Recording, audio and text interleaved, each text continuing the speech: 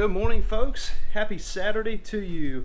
Today, what I'm going to show you guys, I've got a tie rod issue on the Envoy, so I'm going to go ahead and replace both outer tie rods on the Envoy. So let's get started. Tie rods, both the tie rod and the ball joints I got from Napa Auto Parts. These are their premium brand or premium flavor. So there's the part number for the tie rod. Okay. Actually, there are two different part numbers, one for the right, one for the left. So there's the second one there, 269-3224 and 3223. So those are the tie rods, and they come with a grease zerk fitting and also a locking nut. Alright, so before I take this wheel off, I want to show you how I diagnosed or how I figured out that I had a bad tie rod. So when you jack your tire up off the ground, so you got some clearance to spin it all the way around, you know, grab it from the top, give it a wiggle, that's not bad. Grab it from the sides, and there's a little bit of play. There's a little bit of play. So let me show you what that looks like here on the tie rods. Alright, so here's where your tie rod connects to the steering knuckle. And I give it a wiggle, give the tire a wiggle side to side.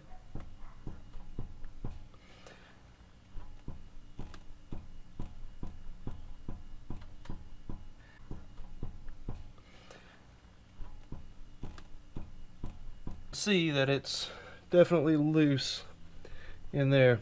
So I'm going to take that off and replace it.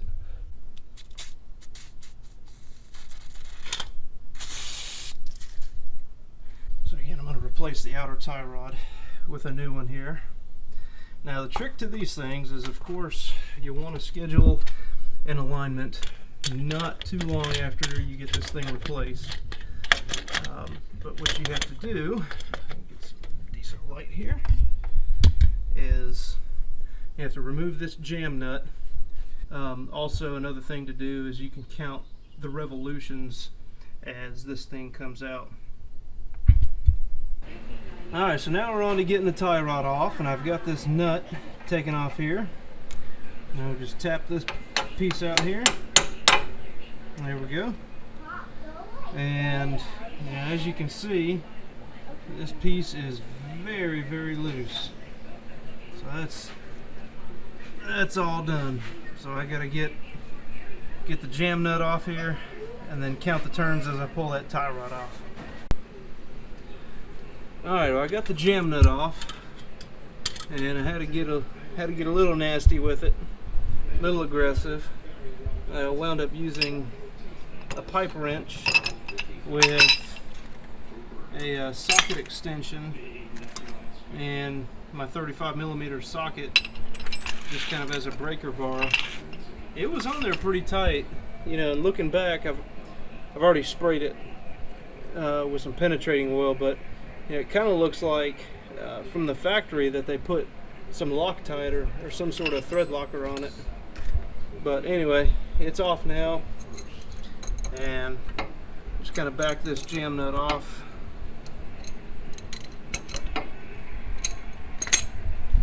And I'll just take this out.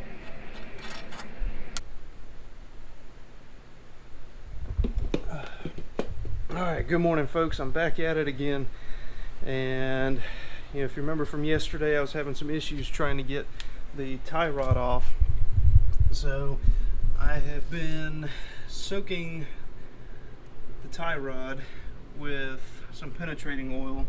I let that soak overnight, and then also ran up to the car parts store this morning so I can get some more penetrating oil. I'm going to try something different. This time I'm going to try some PB blasters, see if that helps any. And while that's soaking, I'm going to continue on with the other side to try and get the ball joint out. Also got some grease, some more grease, so I can grease up the ball joint and then the new tie rod in. And then hopefully get everything put back together today. Alright, so I've moved over to the driver's side, And to my surprise, well, maybe not, this side, you know, we got the lock nut off here, and this side is perfectly loose.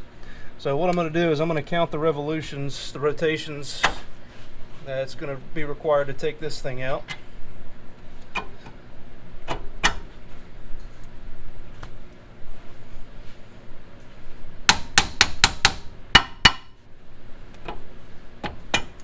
Alright, here we go. We got 1, 2, 6, 9, 18, 19, 20, 20. So 20 turns is how many it took on my particular car to get the outer tie rod out. And here's a comparison of the old and new outer tie rod. The joint there is pretty loose. You can see I can wiggle that with just one finger. This one is nice and tight, can't move it at all. Now on the new one from Napa, it comes with a Zerk grease fitting on the bottom. Yeah, the OEM one did not, which is nice. See that inner tie rod there? That thing just flops all around. It's not supposed to do that. Alright, so I'm gonna change out that inner tie rod to get rid of all that play. And to do that, I went to the car parts store and I picked up the inner tie rod removal tool. And this came from Advance Auto. And if I'm not mistaken, well, we'll double check in a minute. But if you go to rent this tool, it is their kit number 26 for the inner tie rod removal. All right, I've got the dust cover boot off. I think if you buy these from the store, they call them the rack and pinion bellow. And this one's still in good shape now. To get these off, they are held on by these spring clips, I guess. They're kind of like hose clamps without the screw. And I just used a little pocket screwdriver and popped these off. So I've damaged these. I can't reuse these. I'm just going to use some zip ties. But once you get those off, you just pull the bellow or the dust boot off, and then that reveals your inner tie rod. So taking a look at this one, I mean, you can see how easily this moves around. This is, you know, not supposed to be like that, and I'll show you in just a minute what the new tie rod looks like. So I'm going to get this off, and I'll come right back and show you what that tool looks like and how I'm going to set that up to take the tie rod off.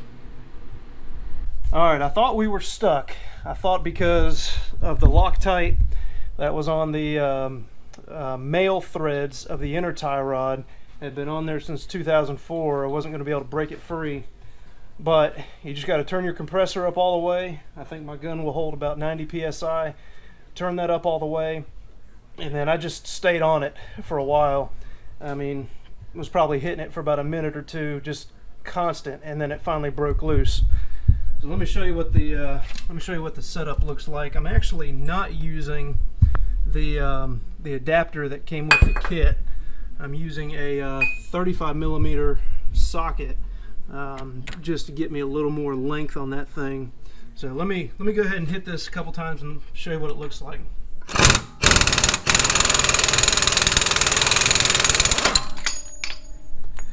There it is. So that's what the inner tie rod looks like when you pull it off there. Gotta get a little wire brush just to clean out the insides of those threads.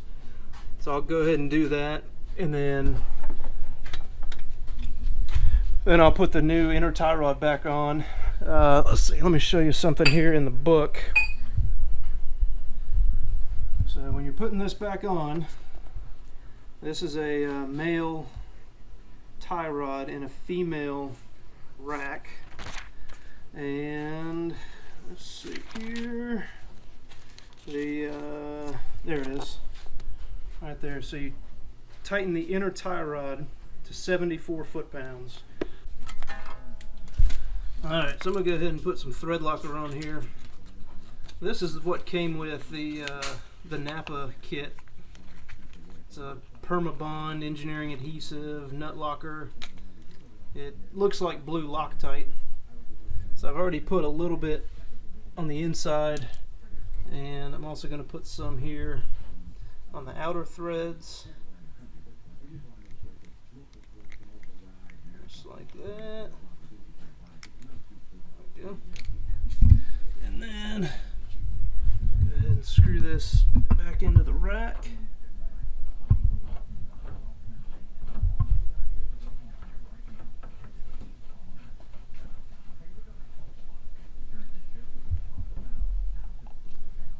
Go.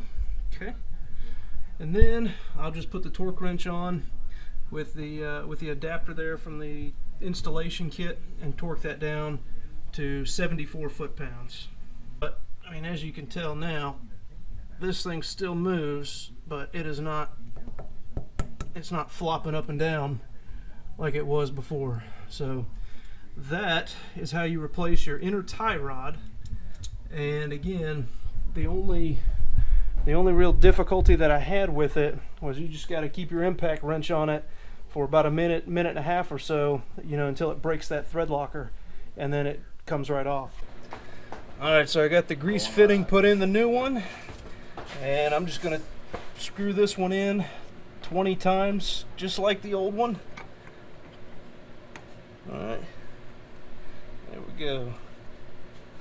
1, 2...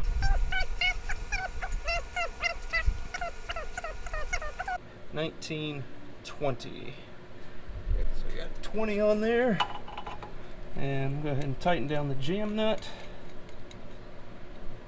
and I'll tighten that up with a pair of some wrenches. Since this is a little tight, I'm just gonna tap that with a dead blow hammer so I can get it back in the steering knuckle here.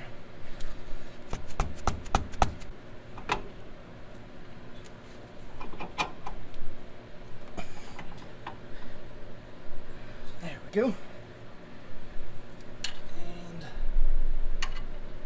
let's see. Get the nut back on here.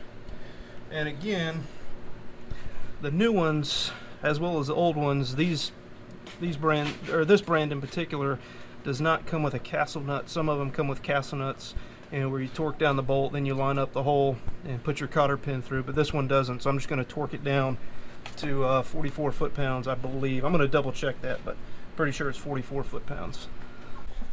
Okay, so install your new outer tie rod retaining nut, which is here, and then you want to tighten the outer nut to 44 foot-pounds.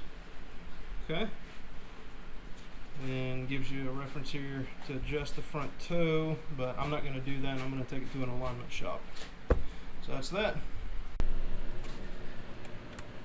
Got my torque wrench set to 44 foot-pounds.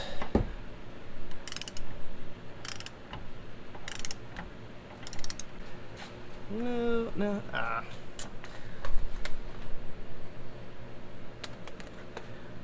See, I was fooled. So what was happening is, as I was turning this, the stud was actually turning. So I just need to use my wrench here, my crescent wrench.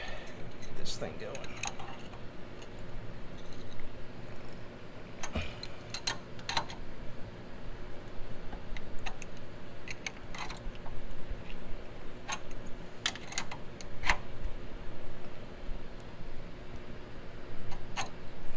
That is tight. Go ahead and torque it down. 21mm socket here.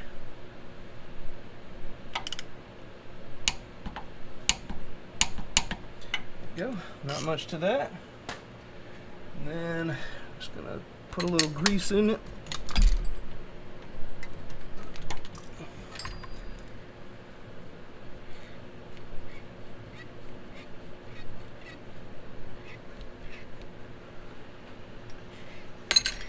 starting to fill up there. You can feel it.